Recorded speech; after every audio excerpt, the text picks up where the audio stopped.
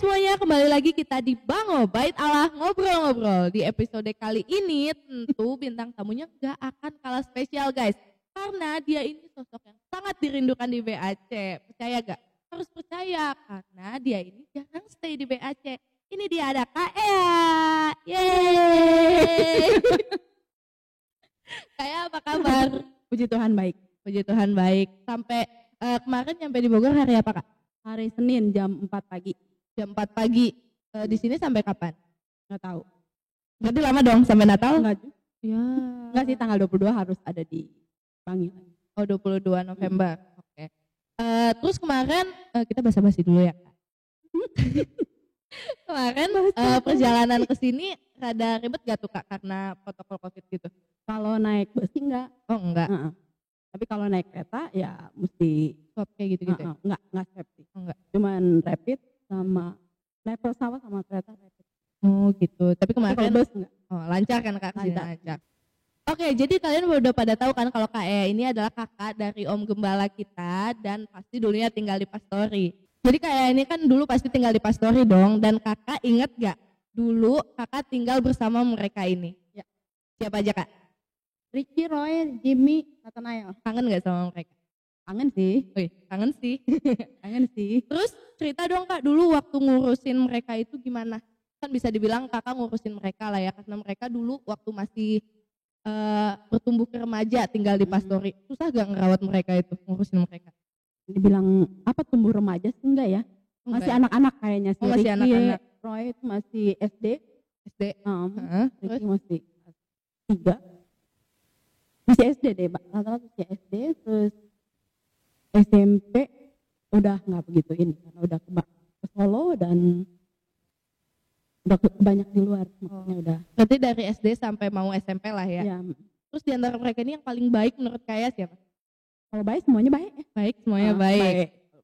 Aman ya? Aman. Terus yang paling susah diatur nih Kak? Jujur aja Kak, nggak apa-apa. Kalau susah diatur sih hampir semua yang susah diatur, tapi kalau baik sih baik. Disuruh apa mau aja gitu. Oh gitu. Tapi kalau susah diatur, ya adalah anak-anak soalnya kan masih anak-anak, jadi wajar lah kalau susah diatur. Anak laki juga ya, susah diatur mah wajar lah ya Kak. Terus ada gak sih pengalaman yang gak terlupakan waktu sama mereka itu kan udah lumayan lama lah, 3-4 tahun gitu? Kalau pengalaman yang gak terlupakan itu waktu SD ya. Mereka tuh ya karena anak-anak, kalau mau apa-apa apalagi anak-anak Ricky sama Roy sama Nathanael ya. Kalau disuruh, itu suruh bisa berjam-jam tuh.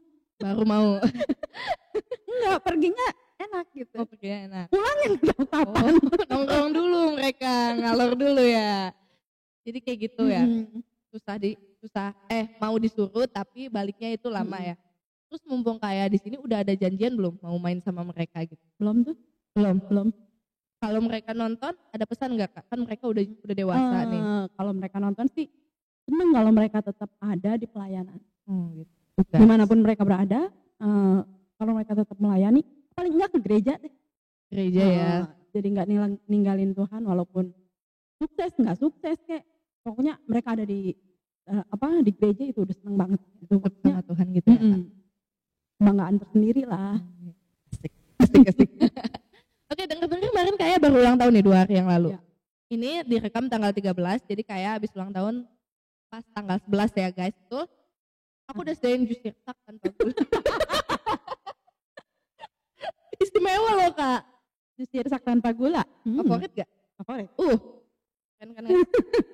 Kan aku bisa tahu Kak. Susah loh ini infonya. Nanya palingnya Nathanael ya. Ada deh. Silakan diminum Kak kalau aus. Aus lah pasti ya. Iya, sama-sama. Terus di tahun ini ada nggak sih Kak harapan yang belum tercapai, cita-cita yang belum tercapai? Satu tahun ini karena pandemi nggak bisa keluar ya. Bener banget. Jadi ini juga keluarnya dipaksa. November ya. Karena memang udah beberapa janji keluar di cancel. Iya, ini aja khususnya ke Manado dan Papua itu mestinya Februari nggak bisa. Lagi pandemi lah, Maret nggak bisa, mulai pandemi sampai kemarin ke Oktober juga nggak bisa karena dari pemerintahan Sorong minta swab. Kalau yang mau ke sana, masuk ke sana. Jadi agak sulit ya. Daripada swab, ya pikir-pikir mendingan kirim uangnya aja deh. Atau kirim apa gitu. Soalnya swab kan mahal juga waktu ya, Oktober itu ya. Ya. Terus tapi kakak ini pelayanan di Bangil ya? Ya. Di sana keadaan COVID-nya itu gimana? Apakah ada atau banyak? Ada sih, cuman tetangga-tetangga gereja dan satu kampung kita, kampung Arab ya, Kauman, nggak ada yang kena COVID. Jadi gitu. Jadi ya masih bisa berkeliaran lah ya. Orang-orang masih agak itu masih enak, masih jalan. Terus tadi kayak bilang ini dipaksa ini. Kenapa tuh? Soalnya kalau nggak dipaksa ini beberapa schedule yang Desember mungkin saya nggak kesini gitu loh. Lagi iya. Gitu. Nggak bisa ini karena ada beberapa pelayanan yang harus ditepati karena udah 1 tahun kan. Jadi 9 bulan ini diem aja cuma karena COVID ya, kayak nggak nyaman banget pasti. Ya saya juga ngerasain nggak bisa kemana-mana gitu. Terus ngomongin cita-cita nih, sekarang kan kayak penginjil. Apakah itu cita-cita dari kayak kecil dulu? Enggak. Oh enggak, dulu cita-citanya apa? Malah nggak kepengen jadi hamba Tuhan. Jadi apa tuh kalau boleh tahu? Enggak, pokoknya nggak di bidang pelayanan gini ya? Bantu pelayanan iya, tapi nggak jadi pendeta dalam tanda kutip ya, nggak jadi hamba Tuhan lah, nggak melayani gitu, nggak full time. Terus kenapa bisa jadi penginjil kayak gini? Apakah itu faktor dari keluarga yang melayani Tuhan juga gitu Kak? Jadi ikut ambil bagian?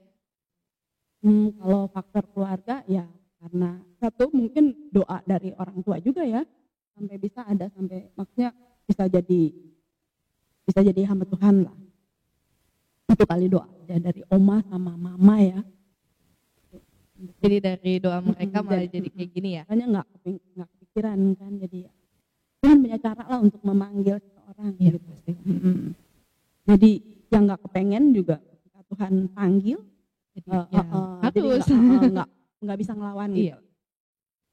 Jadi kan dari dulu berarti dari kecil kayak itu udah melayani Tuhan. Terus yakin untuk ambil keputusan sekolah Alkitab itu kira-kira di umur berapa? Seumur sama Bapak Gembala tamat STM. Jadi kita masuk sekolah Alkitab sama-sama. Oh jadi bareng sama Om nih? Iya. Bareng sama Om, berarti lulusnya juga bareng? Ya, lulus tingkat pertama ya sama-sama. Oh gitu. Oke Kak, jadi gimana nih Kak perasaannya? Kan kakak dulu sekolah kita bareng-bareng sama Om, tapi kakak jadi penginjil dan Om sekarang jadi gembala sidang di sini. Perasaannya itu gimana Kak ngelihat adik sendiri jadi gembala sidang di gereja ini yang kakak dari dulu udah jadi jemaat di sini? Ya, satu senang. Kedua, mesti dijelasin ya, panggilan itu kan beda. Saya tidak bisa memaksakan diri untuk menjadi seorang gembala sidang. Jadi kalau Moses sudah jadi gembala sidang, ya panggilannya dia memang gembala sidang yang lebih mengayomi jemaat. Nah hal itu tuh nggak ada di saya. Jadi ya penginjilan lebih memang lebih apa ya? Lebih masuk di hati gitu, seneng gitu kalau menginjil gitu loh. Kayaknya sukacitanya tersendiri. Gitu. Jadi dapat sukacitanya dari menginjil ya. Terus tadi kan kakak bilang lulus bareng Omnya itu di tingkat 1. Nah, di tingkat 2-nya bareng juga enggak? Enggak. Kenapa tuh Kak? Ya. Masa praktek kita berbeda. Oh gitu. Moses praktek di Kelapa Gading beberapa tahun, sedangkan saya 3 tahun praktek. 2 kali 15 bulan. 30 bulan. 30 bulan. Gembala lebih lama lagi. Dia lebih lama lagi. Nah, jadi gembala juga ya. Jadi Kak makan dong, Kak udah disediain nih. Jajanan pasar. Udah dong dimakan. Ya. Oh iya siap.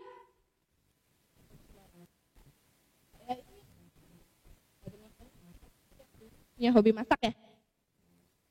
Hobi enggak, bisa aja.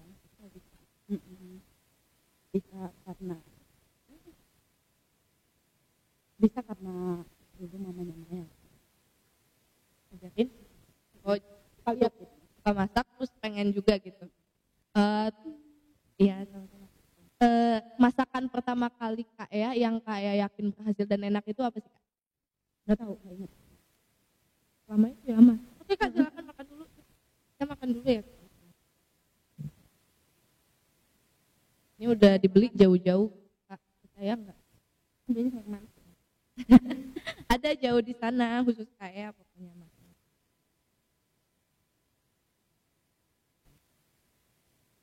Peace guys. Udah Kak, gitu doang Kak, aku belum mau. Apa lagi?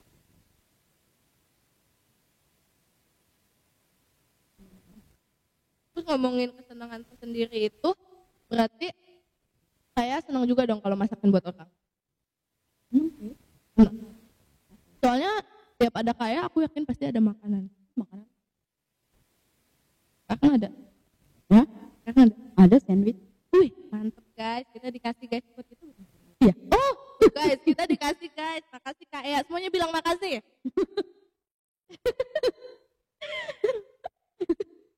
Oke, kita balik lagi ke pelayanan tadi, boleh kan Kak?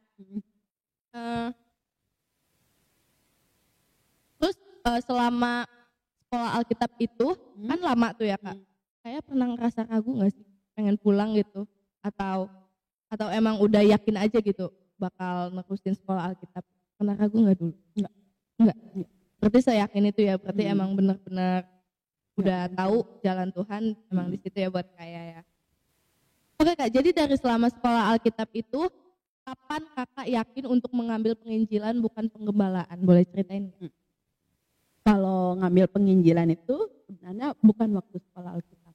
Oh gitu. Setelah melewati praktek, dan di sini juga kan tempat praktek saya kan waktu beberapa puluh tahun yang lalu. Nah, penginjilan itu menjadi penginjil itu hasil dari doa juga, tapi sama tim doa yang ada di Solo. Jadi visi itu Tuhan taruh. Gitu. Jadi bukan satu orang saja yang tahu. Jadi bukan Tuhan kasih visi ke saya langsung visi terus saya sendiri yang tahu, enggak. Tetapi ada beberapa orang dan itu peneguhan ya. Jadi enggak egoisnya saya sendiri. Oh saya harus menginjil karena Tuhan sudah taruh gini, enggak. Jadi ada beberapa orang yang saat itu memang di tim doa kita waktu di Solo. Jadi itu sekitar tahun 2006. Tetapi untuk jadi penginjil itu realisasinya 2016. Jadi 10 tahun kemudian. Pending gitu. Terus selama 10 tahun itu ngapain aja Kak? Apa? Selama dari 2006 itu sampai 2016 itu Kakak ngapain aja sampai harus butuh waktu 10 tahun dulu? Justru di 10 tahun itu yang alami banyak proses ya. Dari tahun 2006 sampai 2016 itu ada proses-proses yang Tuhan kerjakan secara pribadi yang meneguhkan saya untuk jadi ini loh, tujuanmu ini, visi yang Tuhan taruh ini. Nah jadi sepanjang proses itu memang berapa kali keluar, tetapi saya belum yakin gitu sampai ada proses-proses yang ya kalau seperti waktu yang lalu ada titik terendah yang bikin kita tuh mentok, nggak bisa ngapa-ngapain gitu. Yang harus ini loh jalan Tuhan. Jadi enjoy gitu kalau selama hal itu belum terbuka, kita masih kayak apa ya? Kayak mereka-reka.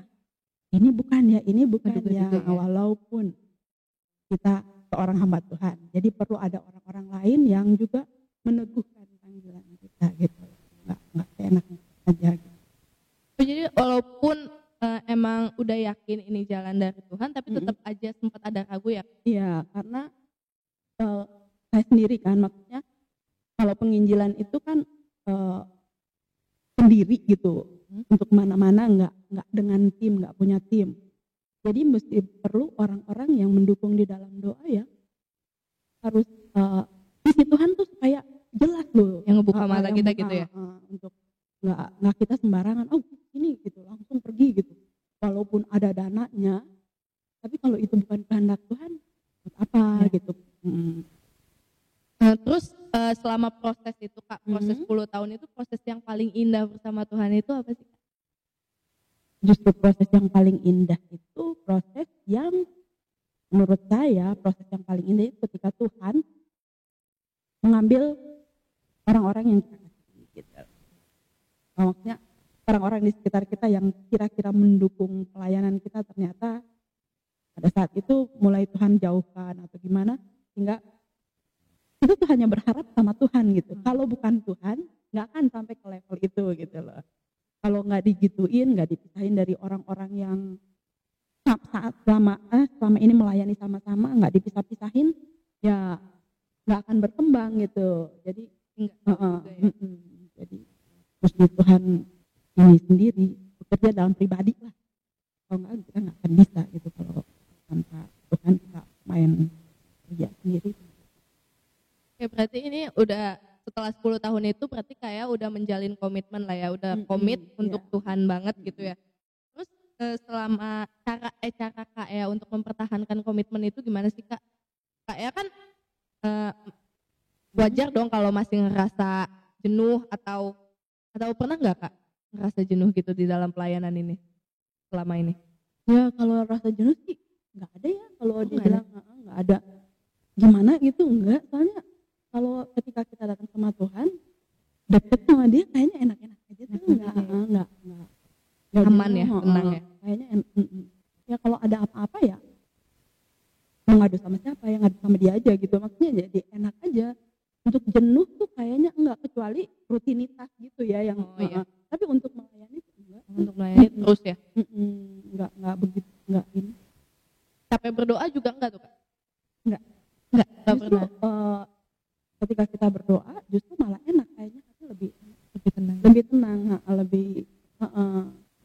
lebih ngerasa hubungan yang erat gitu. Bagi tipsnya dong Kak untuk mempertahankan komitmen dengan Tuhan biar yang lain juga nggak jenuh, nggak capek berdoa dan tetap dekat sama Tuhan. Itu tipsnya gimana? Gimana ya tipsnya ya? Kalau tipsnya ya apa yang kita sudah jalani ya. Misalnya kita mulai hari, ya kan udah biasa dengan doa, udah biasa dengan itu. Ketika siang hari yang kerja ya bisa kan jalin hubungan dengan Tuhan lewat hati, bisa menyanyi, bisa angkat hati kita untuk menyembah Tuhan. Walaupun mungkin ada kerjaan-kerjaan yang harus kita kerjakan, tapi kayaknya pujian itu kan di hati, di mulut, nggak ada yang larang kan. Nah jadi naikkan aja Tuhan, jadi enak. Suasana hati juga akan tetap enak gitu. Pujian itu dari hati guys, pokoknya tetap aja lakuin ya Kak ya.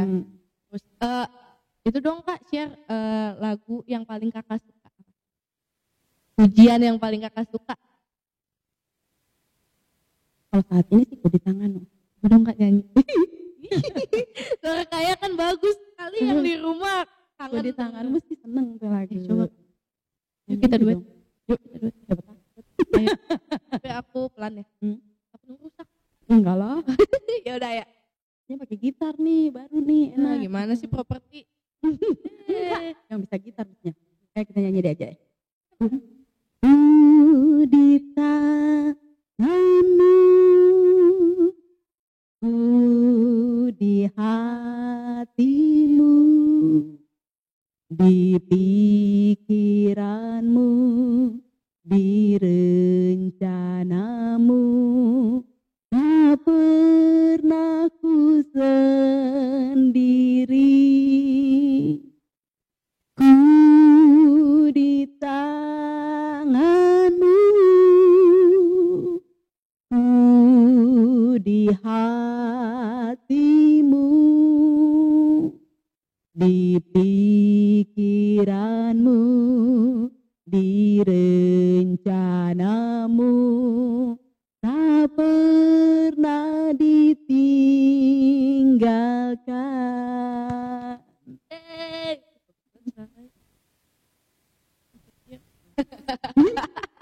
Gak boleh insecure. Oke, dari lagu yang tadi kan ada kata-kata tak pernah ditinggalkan dan kayak juga nggak pernah ngerasa capek berdoa, nggak pernah ngerasa jenuh. Dan berarti selama pelayanan di Bangil ya Kak, Kakak kalau lagi sendirian itu biasanya ngapain?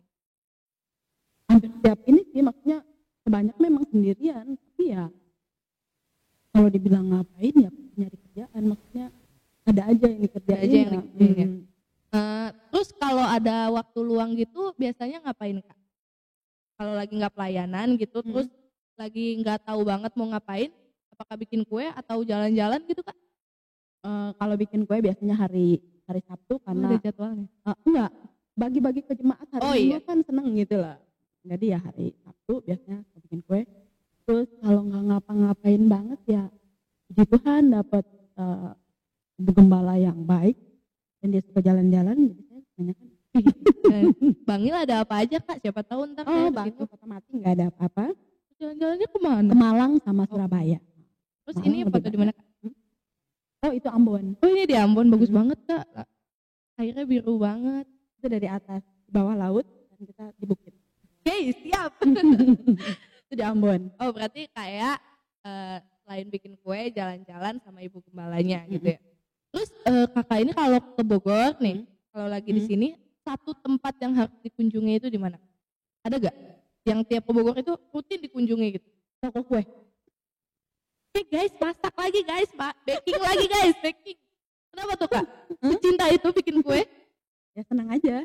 Atau masih Senang aja. penasaran sama resep-resep? Kalau resep-resep baru sih enggak. Cuman senang aja bikin kue gitu.